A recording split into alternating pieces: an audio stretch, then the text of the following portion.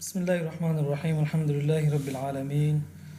الرحمن الرحيم مالك يوم الدين وصلى الله تعالى وسلم وبارك على نبينا محمد وعلى آله وأصحابه ومن تبعه بإحسان إلى يوم الدين أجمعين۔ یہ ہمارا 16واں درس ہے علم و مصطلح الحدیث کے دورے کا، اور ہماری گفتگو ضبط میں چل رہی تھی، اور آج انشاءاللہ تعالی ضبط سے متعلق یہ آخری درس ہے۔ گزشتہ درس میں ہم نے یہ پڑھا تھا کہ متقدمین نقاد کے ہاں کسی راوی کا ضبط، اجمالی ضبط، مجموعی ضبط معلوم کرنے کا کیا طریقہ ہے۔ آج کے درس میں انشاءاللہ تعالی ہم متأخرین اور معاصر باحثین مشتغلین بالحدیث کہ ہاں راوی کا اجمالی اور مجموعی ضبط معلوم کرنے کا طریقہ، اس پر گفتگو کریں گے انشاءاللہ تعالی۔ اور دوسرا عنوان ہمارا حفظ اور ضبط اور حافظ اور ضابط کے درمیان تعلق اور علاقہ، اس پر گفتگو ہوگی۔ پہلے جو ہے آتے ہیں کیفیت معرفت المتأخرین والباحثین المعاصرین لضبط الراوی۔ متأخرین اور معاصرین باحثین، معاصر باحثین کے ہاں راوی کے ضبط معلوم کرنے کا کیا طریقہ ہے۔ تو ایک تو بہرحال متأخرین اور معاصر باحثین کے ہاں راوی کے ضبط معلوم کرنے کے کچھ طریقے تو وہی ہیں جو عدالت کے معلوم کرنے کے طریقے ہیں۔ ایک استفادہ ہے، دوسرا ہے تنصیص النقاد، اور تیسرا ہے توثیق ضمنی۔ یعنی کسی راوی کے بارے میں یہ مشہور ہو محدثین کے ہاں یہ بات کہ یہ راوی ضبط والا ہے، اتقان والا ہے، ضابط ہے، ثقہ ہے، تو یہ گویا ایک طریقہ ہے راوی کا ضبط معلوم کرنے کا اور راوی کے ضابط ہونے کو معلوم کرنے کا۔ دوسرا ہے ائمہ میں سے کسی ایک نے، نقاد میں سے کسی ایک نے کسی راوی کے بارے میں یہ تنصیص کی ہو معتبر امام نے کہ یہ راوی صاحب ضبط ہے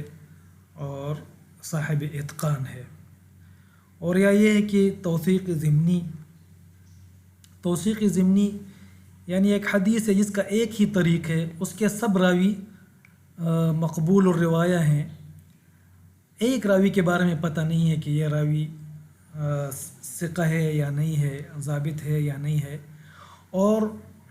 اس حدیث کا صرف یہی ایک طریق ہے، اور اس حدیث کی تصحیح کسی معتبر امام اور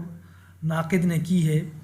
تو اس معتبر امام کی اس حدیث کی تصحیح یا تحسین وہ اس بات کی دلیل ہوگی، وہ توثیق ضمنی ہوگی اس راوی کے لیے، اور وہ اس بات کی گویا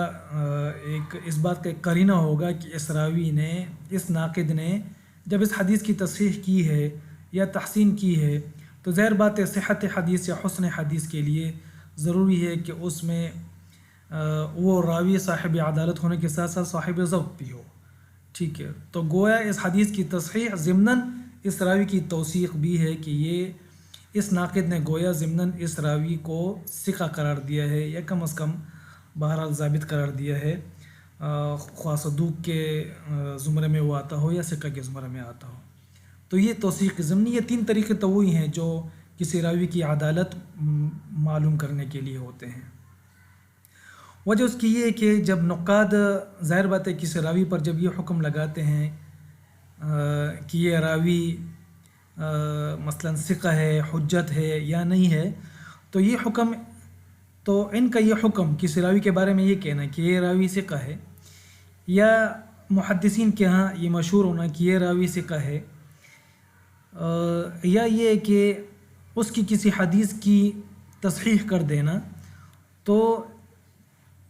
یہ گویا اس راوی کی توثیق ضمنی ہے۔ کس طرح؟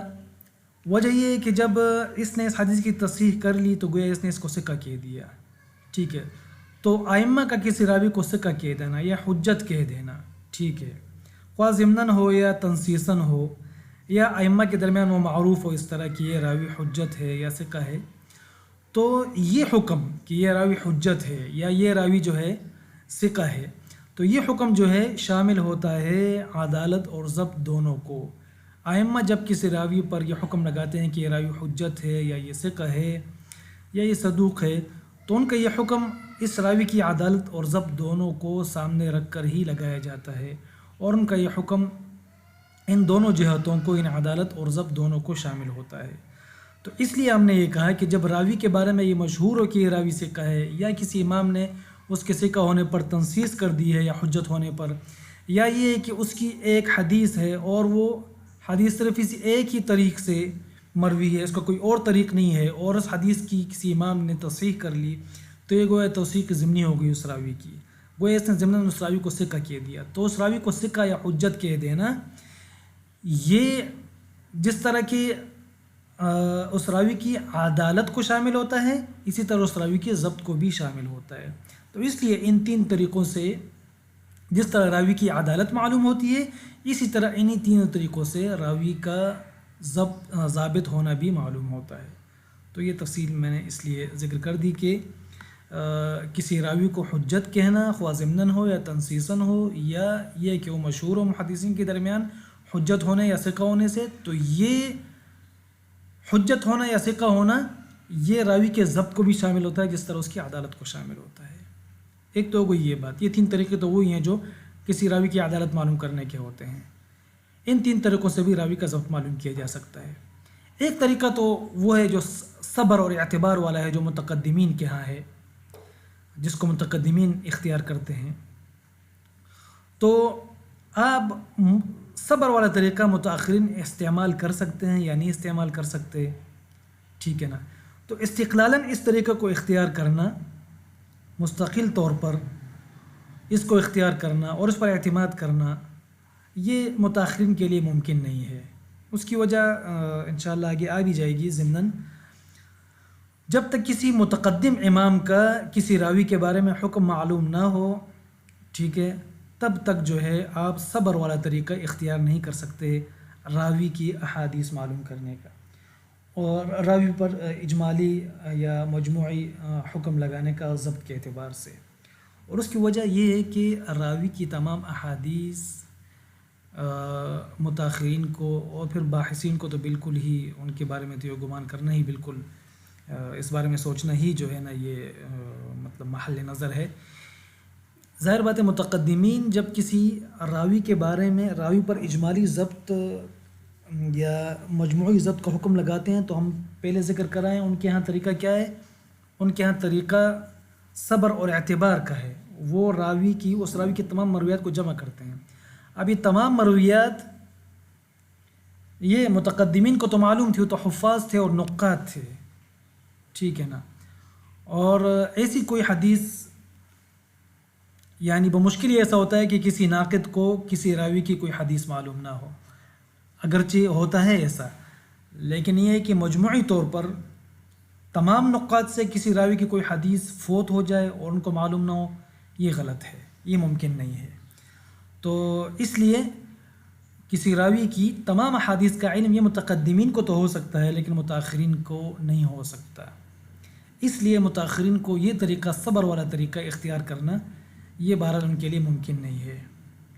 جب تک کسی متقدم امام نے کسی راوی پر صبر کے طریقے کو اختیار کرتے ہوئے حکم نہ لگایا ہو تو متاخرین اس طریقے کو اختیار کرتے ہوئے اس راوی پر حکم نہیں لگا سکتے، اور وجہ اس کی ہوئی ہے جو میں نے بیان کی کہ راوی کی تمام احادیث کا احاطہ اور استیعاب یہ متاخرین کے لیے ممکن نہیں ہے۔ بہت سی کتابیں ایسی ہیں جو ابھی تک منصہ شہود پر نہیں آئی ہیں اور غائب ہیں، چھپی نہیں ہیں، مخطوطات ہیں، لیکن یہ کہ دنیا کے مختلف کتب خانوں میں پڑے ہوئے ہیں، ابھی تک کسی کا ہاتھ ان تک نہیں پہنچا ہے، اور کچھ ضائع ہو چکے ہیں۔ تو اس لیے متاخرین کے لیے اس طرح کا حکم لگانا یہ ممکن نہیں ہے، یا کم از کم انتہائی مشکل ہے بہرحال۔ البتہ دو حالتیں ایسی ہیں جن میں وہ اس طریقے پر عمل کر سکتے ہیں، صبر والے طریقے پر، ٹھیک ہے۔ اور یہ وہ راوی ہیں، یہ دو حالتیں ان راویوں کے ساتھ خاص ہیں جن میں ہمیں کسی امام کی، معتبر امام، متقدم امام، معتبر امام کی جرح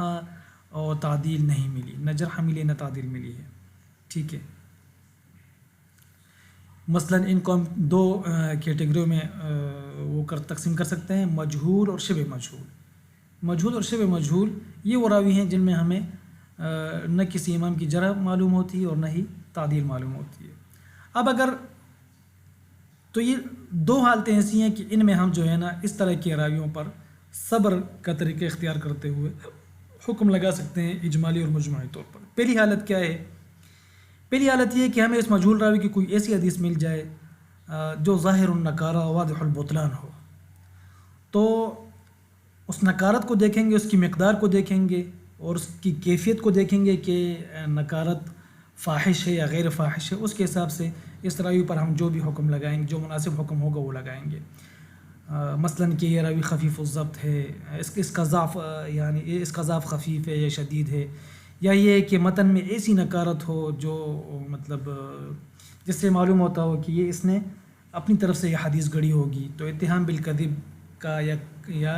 کذاب وضاع ہونے کا حکم، جو بھی مناسب حکم ہوگا وہ اس نکارت کی مقدار اور اس کی فحش و عدم فحش کو دیکھتے ہوئے ہم لگائیں گے۔ لیکن اس کی شرط یہ ہے کہ اس منکر حدیث، اس مجہول راوی کی جو حدیث ہمیں ملی ہے، اس کی سند میں باقی جتنے بھی راوی ہوں وہ سب مقبول ہوں، وہ سب مقبول ہوں، ان کے بارے میں ہمیں پتہ ہو کہ راوی اصحاب العدالت ہیں، ٹھیک ہے، اور اصحاب الضبط ہیں۔ البتہ اس ایک راوی کے بارے میں ہمیں پتہ نہیں چل رہا کہ یہ راوی کون ہے، تو اس صورت میں ہم ذمہ داری پھر اسی مجہول راوی پر ڈالیں گے اور اس راوی پر ہم یہ حکم لگائیں گے کہ یہ راوی ضعیف ہے اس حدیث کی وجہ سے، کیونکہ باقی راویوں کے بارے میں ہمیں معلوم ہے کہ وہ ان میں ضبط بھی موجود ہے اور ان میں وہ صاحب عدالت بھی ہیں۔ تو اس طریقے کو اختیار کرتے ہوئے معاصرین اور متاخرین، بشرطے کہ ان میں اہلیت ہو صبر کی اور ادوات ان کے پاس پورے ہوں، تو ان کے لیے بہرحال اس ایک حالت میں، اس حالت میں کسی راوی پر، مجہول راوی کی حدیث پر اور اس کے بعد اس مجہول راوی پر حکم لگانا ممکن ہے۔ اور حافظ ذہبی رحمہ اللہ نے میزان الاعتدال میں اور حافظ ابن حجر رحمہ اللہ نے لسان المیزان میں اسی طریقے کو اختیار کرتے ہوئے بعض راویوں پر، مجہول راویوں پر حکم لگایا ہے، اور یہ ایسے راوی ہیں جن کے متعلق جو ہے متقدم امام کا کوئی قول جرحاً یا تعدیلاً انہیں نہیں مل سکا، تو ایسے راوی پر انہوں نے پھر یہ حکم لگایا کہ یہ راوی جو ہے اس حدیث کی وجہ سے جس میں نکارت پائی جا رہی ہے، یہ راوی اس حکم کا مستحق ہے، یعنی ضعیف ہونے کا یا شدید الضعف ہونے کا یا متہم بالکذب یا وضاع کذاب ہونے کا، ٹھیک ہے۔ تو ایک صورت یہ ہے کہ راوی کی، ہمیں اس مجہول راوی کی کوئی ایسی حدیث مل جائے جو ظاہر النکارہ یا واضح البطلان ہو، تو اس نکارت کے بقدر ہم اس راوی پر جو مناسب حکم ہوگا وہ لگائیں گے، ٹھیک ہے۔ تو یہ ایک حالت ہے جس میں صبر کے طریقے کو اختیار کرتے ہوئے اس راوی پر حکم لگایا جا سکتا ہے۔ دوسری حالت یہ ہے، دوسری حالت جس کا نتیجہ اس مجہول راوی کی حدیث کے قبول کے حکم کی صورت میں نکلتا ہے، یعنی دوسری حالت میں نتیجہ کیا ہوتا ہے؟ نتیجہ یہ ہوتا ہے کہ اس راوی کی حدیث مقبول ہے۔ یہ والی حالت پہلی والی حالت کے مقابلے میں زیادہ مشکل اور شاق اور صعوبت والی ہے، اور یعنی اس حالت کا نتیجہ یہ ہوتا ہے کہ آپ راوی کی حدیث پر حکم لگاتے ہیں کہ اس راوی کی حدیث جو ہے یہ صحیح ہے یا یہ حسن درجے کی ہے، جس درجے کی بھی ہو بہرحال، تو یہ بہرحال اس حالت، یہ حالت جو ہے، یہ والی حالت یہ ذرا مشکل ہے، آگے آ رہی ہے انشاءاللہ تعالیٰ، اس کی تفصیل میں بتا رہا ہوں آپ کو۔ وجہ اس کی یہ ہے، لیکن یہ اتنا ہے کہ یہ اس حالت میں ممکن ہے جب راوی مقل ہو، یعنی کسی راوی کی حدیث پر قبول ہونے کا حکم لگانا، ٹھیک ہے، صبر کے نتیجے میں یہ تبھی ممکن ہے جب وہ راوی مقل ہو، ٹھیک ہے۔ کسی امام نے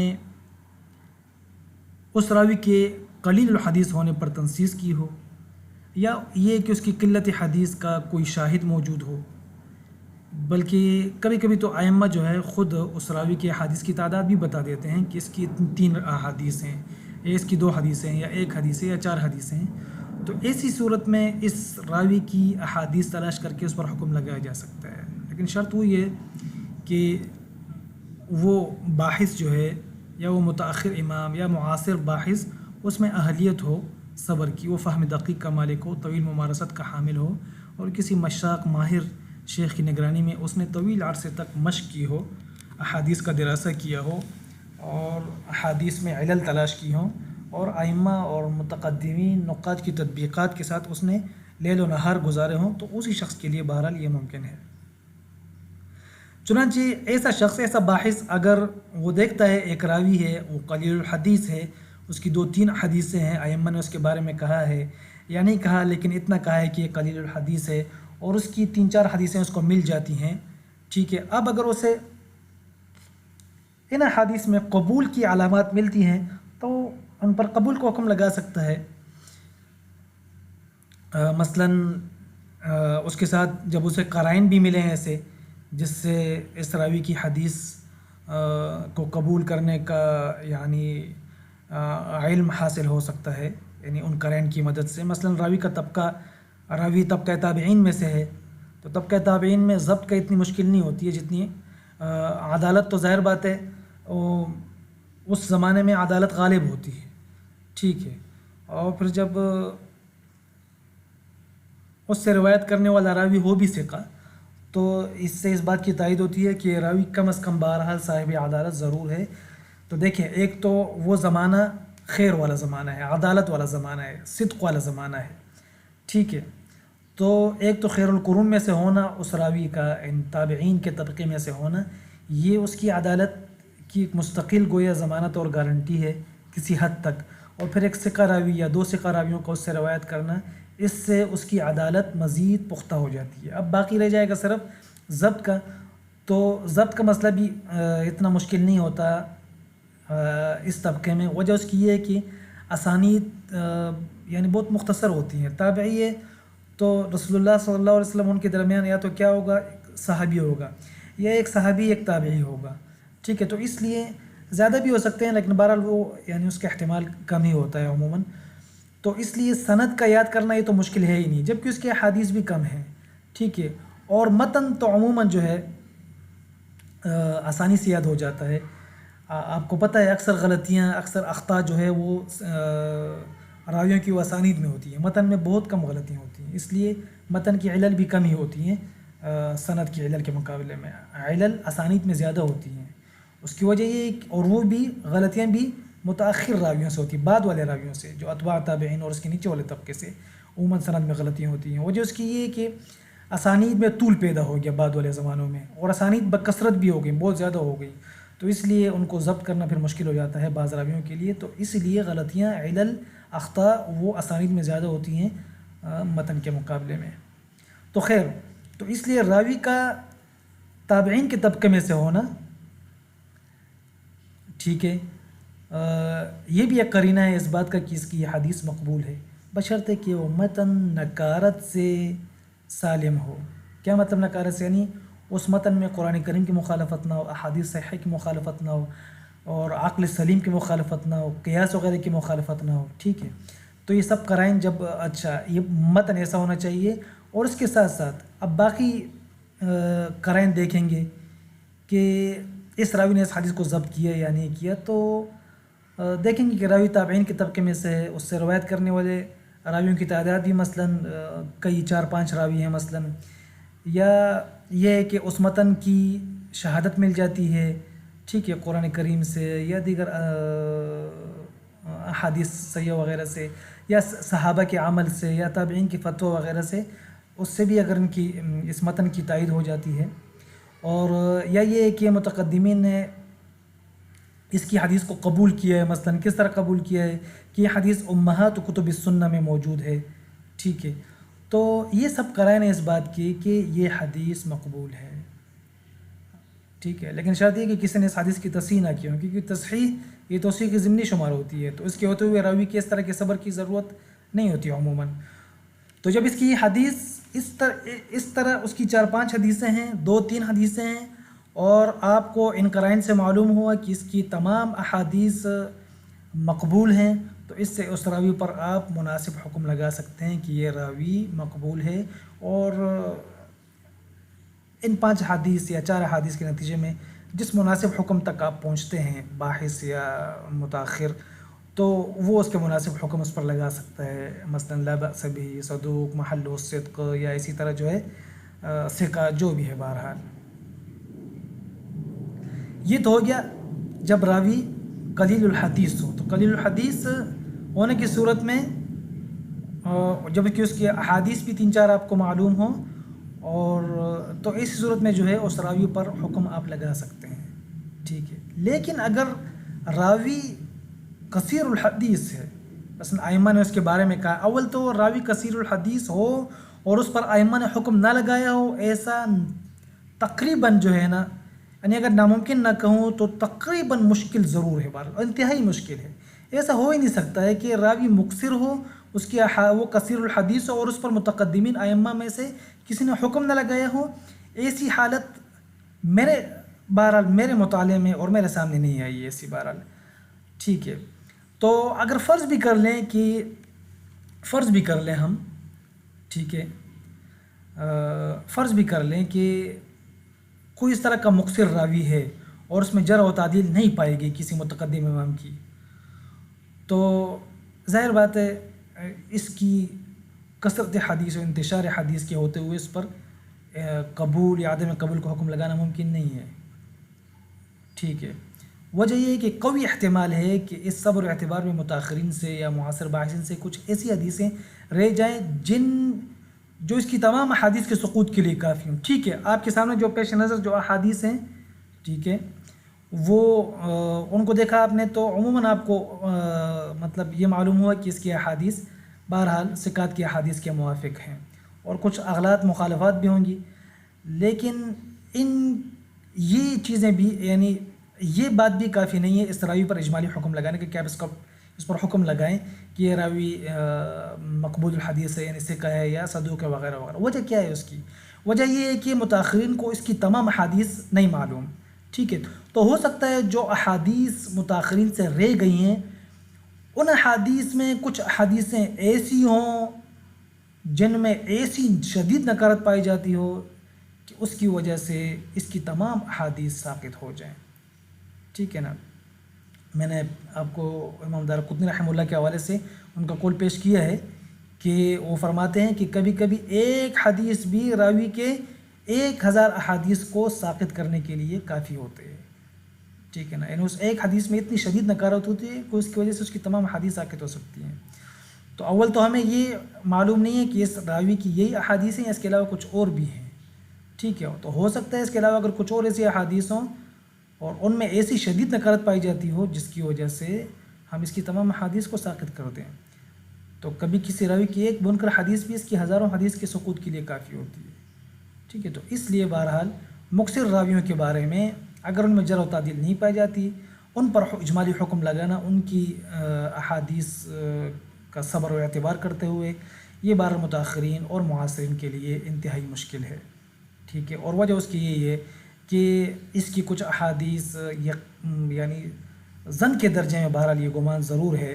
ٹھیک ہے، کہ ظن کے درجے میں یہ احتمال ضرور ہے کہ اس راوی کی کچھ ایسی احادیث ہم سے یقیناً رہ گئی ہوں گی، اور ہو سکتا ہے کہ ان احادیث میں کوئی ایسی حدیث ہو یا کئی ایسی حدیثیں ہوں جن میں شدید نکارت پائی جاتی ہو، اور اس شدید نکارت کی وجہ سے ایک یا زیادہ احادیث میں اس شدید نکارت کی وجہ سے جو ایک حدیث میں پائی جاتی ہو یا زیادہ احادیث میں پائی جاتی ہوں اس کی وجہ سے اس کی تمام احادیث ساقط ہو جائیں۔ تو اس لیے مکثر راویوں پر حکم لگانا، اجمالی حکم لگانا یہ بہت مشکل ہے بہرحال متاخرین اور معاصر راویوں کے لیے۔ لیکن اس کا یہ مطلب بھی نہیں ہے کہ متاخرین بشرطے کہ ان میں اہلیت ہو صبر کی اس کا کوئی فائدہ نہیں ہے۔ ان دو حالتوں کے علاوہ باقی کسی بھی حالت میں کوئی فائدہ نہیں ہے، ایسی بات نہیں ہے۔ ان دو حالتوں کے علاوہ بھی متاخرین یا معاصر باحثین کے صبر کا فائدہ بہرحال ہے، اس کا ثمرہ ہے۔ مثلاً کیا فائدہ ہے بھائی اس کا؟ مثلاً ایک راوی ہے، ٹھیک ہے، اور اس راوی کے بارے میں ائمہ کے درمیان اختلاف ہے، شدید اختلاف ہے، جرحاً و تعدیلاً، بعض نے ضعیف قرار دیا ہے، بعض نے ثقہ قرار دیا ہے۔ تو متأخر راوی اور اس طرح معاصر راوی اس راوی کی احادیث کا صبر کر لے، اعتبار کر لے، دیکھ لے ایک ایک حدیث اس کی دیکھ لے، ٹھیک ہے، اور اس صبر کے نتیجے میں خواہ یہ راوی مقصر ہو یا مقل ہو، اور خواہ اس کی حدیث کے صبر کا نتیجہ قبول ہو یا رد، تو اس صبر کے نتیجے میں ان مختلف اقوال کے درمیان بہرحال یہ ترجیح دے سکتا ہے، ٹھیک ہے۔ تو اس صبر کے نتیجے میں یہ ایک مرجح تک آسانی سے پہنچ سکتا ہے۔ مستقل حکم تک رسائی اس کے لیے ممکن نہیں ہے، تو میں پہلے ہی بتا چکا ہوں، لیکن اس کی وجہ یہ کہ کچھ حدیث ہم سے اس کی رہ سکتی ہیں، لیکن ائمہ کے درمیان جب اختلاف ہو، ٹھیک ہے، تو ان اختلاف میں سے کسی ایک قول کو ترجیح دینے کے لیے آپ اس راوی کی احادیث کا صبر کر سکتے ہیں، اور اس صبر کے نتیجے میں آپ کسی نہ کسی ایک قول کو ترجیح دے سکتے ہیں، خواہ ضعف والے قول کو ترجیح دیں یا ثقہ والے قول کو ترجیح دیں۔ تو یہ فائدہ بہرحال اس کا ضرور ہے کہ ائمہ کے درمیان اگر کسی راوی کے بارے میں جرح و تعدیل کے حوالے سے اختلاف ہو تو آپ ترجیح دے سکتے ہیں اس صبر کے نتیجے میں، مستقل حکم نہیں لگا سکتے، وجہ میں نے پہلے بتا دی ہے۔ بہرحال ایک اور فائدہ میں بیان کرنا چاہتا ہوں، اور یہ آخری بہرحال فائدہ ہے ضبط کے درس کا، کہ ضبط اور حفظ کے درمیان کیا تعلق ہے اور ان کے درمیان فرق کیا ہے۔ یاد رکھیں، ضبط کہتے ہیں شدت الحفظ للشیء کو، شدت الحفظ للشیء کو کہتے ہیں، تاکہ وہ شیء اس کی گرفت سے نکلنے نہ پائے۔ اس لیے اللہ تعالیٰ کے حق میں ضابط کا لفظ استعمال نہیں ہو سکتا ہے کہ اللہ تعالیٰ ضابط ہے، کیوں؟ اللہ تعالیٰ کی گرفت سے کسی چیز کے نکلنے کا کوئی اندیشہ و خطرہ ہی نہیں ہے، تو اس لیے اللہ تعالیٰ کے حق میں ضبط کا لفظ استعمال نہیں ہو سکتا ہے۔ تو ضبط کیسے کہتے ہیں؟ شدت الحفظ للشیء کو کہتے ہیں، ٹھیک ہے۔ تو اس سے معلوم ہوا کہ حفظ ضبط کے لوازم میں سے ہے، اور اس سے یہ بھی معلوم ہوا کہ ہر حافظ ضابط نہیں ہوتا، ٹھیک ہے، یعنی ظاہر بات ہے ضبط شدت الحفظ للشیء کو کہتے ہیں۔ تو ہو سکتا ہے کوئی شخص حافظ ہو مگر وہ ضابط نہ ہو، یعنی اس کا حفظ شدید نہ ہو، مضبوط نہ ہو، تو اسی وجہ سے حافظ اور ضابط کے درمیان بھی علماء نے پھر نسبت بیان کی ہے کہ ان کے درمیان عموم و خصوص میں وجہ کی نسبت ہے۔ ضبط اور حفظ کے درمیان یہ جو فرق میں نے بھی بیان کیا اور یہ معنی جو میں نے بیان کیا ہے ابھی، تو اس کو پیش نظر رکھتے ہوئے حافظ اور ضابط کے درمیان علماء نے فرق بیان کیا ہے، چنانچہ کہا ہے کہ ان کے درمیان عموم و خصوص میں وجہ کی نسبت ہے۔ حافظ ذہبی رحمہ اللہ کی تذکرۃ الحفاظ اور دیگر کتب رجال کا مطالعہ آپ کریں تو آپ کو معلوم ہوگا کہ ان کے درمیان حفظ عموم و خصوص میں وجہ کی نسبت ہے۔ مثلا یہ کہ ہر حافظ ضابط نہیں ہوتا اور نہ ہی ہر ضابط حافظ ہوتا ہے،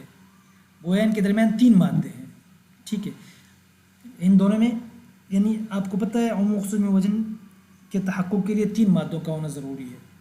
اجتماعی مادہ ہوتا ہے اور دو انفرادی مادے ہوتے ہیں، کہ کوئی راوی حافظ ہو اور ضابط نہ ہو، اور دوسرا مادہ افتراقی یا انفرادی، وہ کیا ہے کہ کوئی راوی ضابط ہو حافظ نہ ہو، دو ہو گئے، اور تیسرا اجتماعی مادہ کہ کوئی راوی ضابط بھی ہو اور حافظ بھی ہو، ٹھیک ہے نا۔ تو میں ہر ایک کی مثالیں دیتا ہوں، میں نے یہ لکھی بھی ہیں۔ مثلا دیکھیں،